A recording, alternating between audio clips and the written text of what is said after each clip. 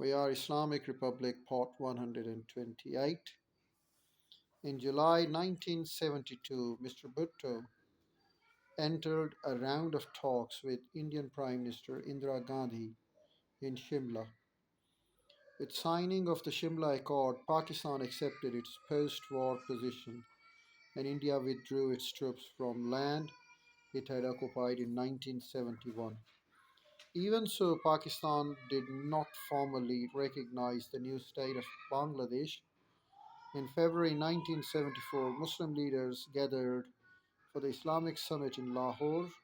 Sheikh Mujib, the Prime Minister of Bangladesh, was also invited and attended it. It was a significant occasion. There was sense of pride that Pakistan was hosting the summit meeting and a desire for Muslim unity. Zulfikar Ali Bhutto seized the opportunity at a private meeting with Sheikh Mujib to agree that Pakistan would officially recognize Bangladesh as an independent nation. In return, the few last remaining prisoners held in Bangladesh were returned to Pakistan. Was recognition the end of poor relations between the two countries?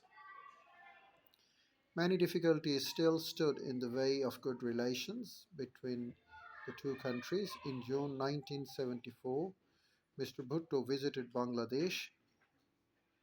Sheikh Mujib raised the question of assets, which he argued Bangladesh had a right to. He claimed that as they had been half of Pakistan, they were now entitled to half of the nation's assets. Sheikh Mujib also wanted Pakistan to take back all non Bengalis, the Biharis, then living in Bangladesh, whether they wanted to move or not. Pakistan at that point rejected the demand as being quite unreasonable. However, there has been no decision as yet on the status of the Biharis who continue to live in camps in Bangladesh. Sheikh Mujib was assassinated in a coup in 1975. In 1976, ambassadors were exchanged. This was an important step towards normalizing relations. It became easier to reach agreement and work together on a range of issues including tourism, culture, and trade. By 1986, trade had reached a value of $40 million a year.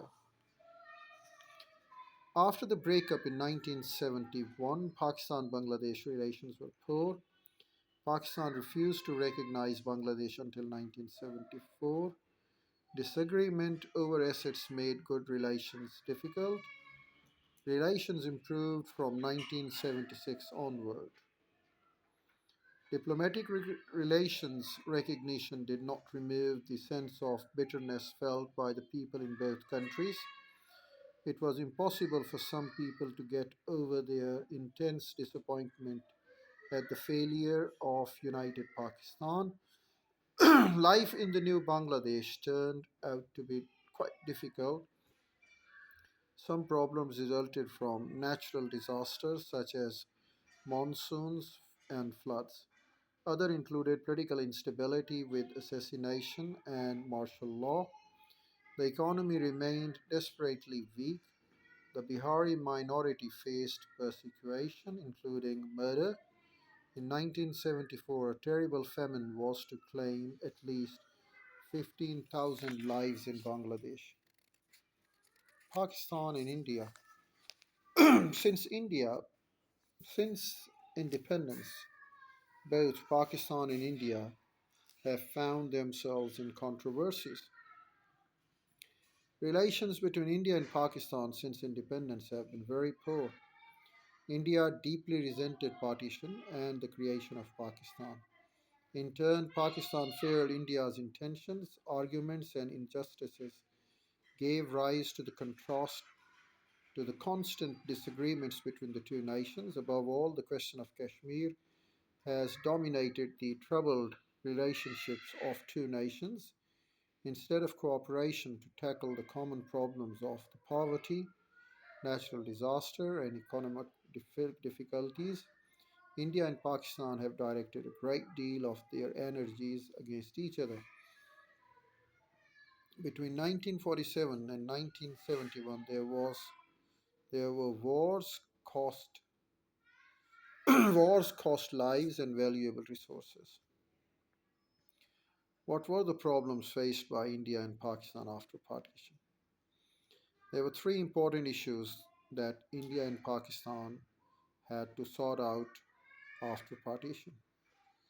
Number one was the religious minorities.